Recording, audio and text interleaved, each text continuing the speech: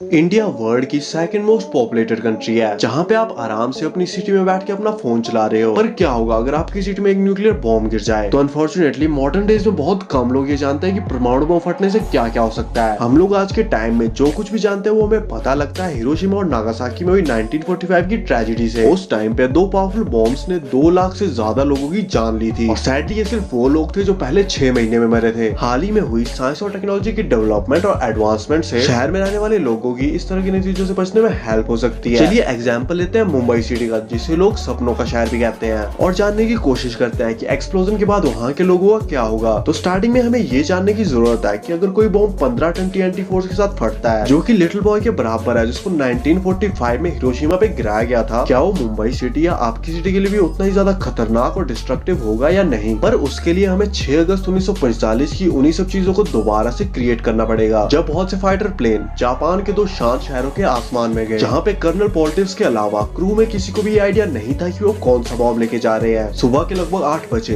Hiroshima के ऊपर बहुत ही लाउड एक्सप्लोजन होता है और सभी को शहर के बीच में आग का एक बहुत बड़ा गोला दिखता है, जो धीरे धीरे बड़ा हो रहा था। इसका टेम्परेचर 3 लाख डिग्री सेल्सियस तक पहुंच चुका है और जमीन पे मौजूद सारी हवा बहुत ज्यादा गर्म होने की वजह से ग्लो कर रही है। 80,000 से ज्यादा लोग इंस्टेंटली मर जाते हैं और लिटरली अर्थ से एकदम से गायब हो जाते हैं। पर इसके बारे में हम बाद में बात करेंगे। पहले ये जान लेते हैं कि अगर यही बॉम्ब इसी सेम फोर्स के साथ आपकी सिटी या मुंबई सिटी में गिरे तो क्या सिचुएशन सेम रहेगी या अलग होगी? तो अनफॉर्चुनेटली ये उससे भी कहीं ज्यादा बुरा होगा, क्योंकि जापान एक आइलैंड स्टेट वाला देश है जो कि बहुत से आइलैंड से मिलकर बना है, इसलिए ब्लास्ट जमीन पे ज्यादा दूर तक नहीं फैल सकता था और वहाँ पे अक्सर भूकंप आते रहते हैं, जिसने इस बॉम्ब के असर को कम करने में हेल्प की। वहाँ पे बनी हुई ज्यादातर बिल्डिंग लाइट मटेरियल की बनी हुई थी, इसलिए वहाँ पे लोग बड़ी और भारी कंक्रीट की दीवारों के नीचे जिंदा दब के नहीं मरे। पर मुंबई और इंडिया की ज्यादातर सिटीज में बनी बड़ी बड़ी और मजबूत इमारतें सिचुएशन को और भी ज्यादा बुरा कर देंगी। तो पहले ही सेकंड में लिटिल बॉय एक बहुत ही बड़े फायर बॉल को क्रिएट करेगा, जिसका टेम्परेचर लगभग सन के टेम्परेचर के बराबर होगा। इससे जनरेट हुई तेज लाइट 20 किलोमीटर के रेडियस में सभी को अंधा कर देगी और सिर्फ 4 सेकंड में उस जगह को स्टील और कंक्रीट की एक भयानक जगह में बदल देगा, जहाँ पे बहुत से बेचारे लोग उनके नीचे जिंदा दब चुके होंगे। ब्लास्ट से जनरेट हुई शॉक वेव खिड़की और कांच से बनी हर एक चीज को लाखों टुकड़ों में तोड़ देगी और वो बहुत ही ज्यादा स्पीड से आगे की तरफ मूव करना शुरू कर देंगे, हर उस चीज को चीरते हुए जो भी उनके रास्ते में आएगी। शॉकवेव ऑलमोस्ट 70 किलोमीटर के डायमीटर वाले एरिया को कवर करेगी और रास्ते में आने वाली हर एक चीज को तबाह कर देगी। न्यूक्लियर एक्सप्लोजन से जनरेट हुई electromagnetic pulse mobile, tablet, TV और सभी इलेक्ट्रॉनिक चीजों को तबाह कर देगी और ये सिर्फ शुरुआत होगी। सबसे ज्यादा और खतरनाक असर होगा उस चीज का जिसे हम देख नहीं सकते, जो कि होगी रेडिएशन। पर अगला सवाल कि ये लोगों को किस तरह इफेक्ट करेगी? हिरोशिमा और नागासाकी की घटना मानव इतिहास की सबसे भयानक घटनाओं में से एक थी और उसमें सबसे डरावनी चीज थी न्यूक्लियर शैडोज। जो लोग उस टाइम पे एक्सप्लोजन पॉइंट के पास थे, अवशेषों के नाम पे उनकी सिर्फ ये परछाइयां ही बची थी। बॉम्ब फटने के 1 सेकंड बाद वहाँ रिलीज हुई एनर्जी इतनी ज्यादा थी कि इससे पूरी की पूरी ह्यूमन बॉडी भाप बन के हवा में उड़ गई और इस तरह की शैडोज आज भी हिरोशिमा और नागासाकी की सड़कों से देखी जा सकती हैं। और यहाँ तक कि इस तरह की मौत भी सबसे दर्दनाक मौत नहीं थी, क्योंकि वहाँ के लोगों को किसी भी तरह का दर्द महसूस होता उससे पहले ही वो भाप बन के उड़ चुके थे। सबसे डरावनी और बुरी किस्मत वाले लोग वो थे जो एक्सप्लोजन पॉइंट से 3 से 6 किलोमीटर की दूरी पर थे, क्योंकि किसी भी न्यूक्लियर वेपन का सबसे बड़ा खतरा उसका विनाशकारी विनाश नहीं होता, बल्कि रेडिएशन से होने वाली बीमारियां होती हैं, जो कि 1 घंटे के अंदर हर एक जिंदा चीज पर हमला करता है। अगर कहीं भी न्यूक्लियर बॉम्ब फटता है तो वहाँ पर रहने वाले लोगों को अगले कई सालों के लिए उस जगह से लेकर 75 किलोमीटर डायमीटर के एरिया को छोड़ के जाना पड़ता है। अगर ये बॉम्ब मुंबई में गिर जाता है तो 30 लाख लोग इंस्टेंटली मर जाएंगे और आने वाले 1 साल में 1 करोड़ से ज्यादा लोग रेडिएशन सिकनेस से गुजरेंगे। लेकिन हिरोशिमा की ट्रेजेडी आज से लगभग 80 साल पहले हुई थी, इसलिए शायद आज लोगों के पास इनफ नॉलेज है इसके इफेक्ट को कम करने के लिए और लगभग हर देश के पास इस तरह की सिचुएशन से निपटने के लिए प्लान्स होते हैं। अगर किसी देश में न्यूक्लियर बम फटता है तो वहाँ की ऑर्गेनाइजेशन तुरंत रेडिएशन को ट्रैक करना शुरू कर देंगी और साथ ही इमरजेंसी को देखते हुए बड़े शहरों को तुरंत खाली कर दिया जाएगा, स्पेशली वो शहर जहाँ पे भूकंप बहुत ज्यादा आते हैं। सैडली बम फटने के बाद वहाँ पे रहने वाले लोगों के पास खुद को बचाने का कोई भी रास्ता नहीं होगा। आप बहुत ज्यादा लकी होंगे अगर संभव आप अपनी सिटी में बम फटने के बाद भी जिंदा बच पाए। फॉर एग्जाम्पल एजो नोमोरा उस जगह से सिर्फ कुछ मीटर्स की दूरी पे थे जहाँ पे बम फटा था, पर वो जिंदा रहे क्योंकि उन्होंने अपने जरूरी डॉक्यूमेंट्स को इकट्ठा करके अंडरग्राउंड बेसमेंट जाने का डिसीजन लिया। ऐसा लगता है जैसे पिछले कुछ दशकों में बहुत से देशों ने सक्सेसफुली बहुत से मॉडर्न हथियार बना लिए, पर उनसे बचने का कोई भी तरीका नहीं बनाया, जो कि सच में हैरान करने वाला है। जिसे कि आप एक सिंपल एग्जांपल से समझ सकते हो कि अगर आप किसी को गोली मार सकते हो तो खुद गोली खा के मर भी सकते हो। मैंने मुंबई शहर का एग्जांपल इसलिए दिया कि आप समझ सको कि मॉडर्न शहरों का क्या होगा अगर 15 टन TNT वाला लिटिल बॉय उस पर गिरे। लेकिन कई देशों के पास न्यूक्लियर रॉकेट्स भी हैं जिसकी पावर 300 किलोटन TNT के बराबर है और ये हिरोशिमा के लिटिल बॉय से 20 गुना ज्यादा खतरनाक, पावरफुल और डिस्ट्रक्टिव है। एंड आई होप हमें कभी भी सीखना है, स्टडी ना करना पड़ेगी इस रॉकेट के फटने से क्या हो सकता है या क्या हुआ था।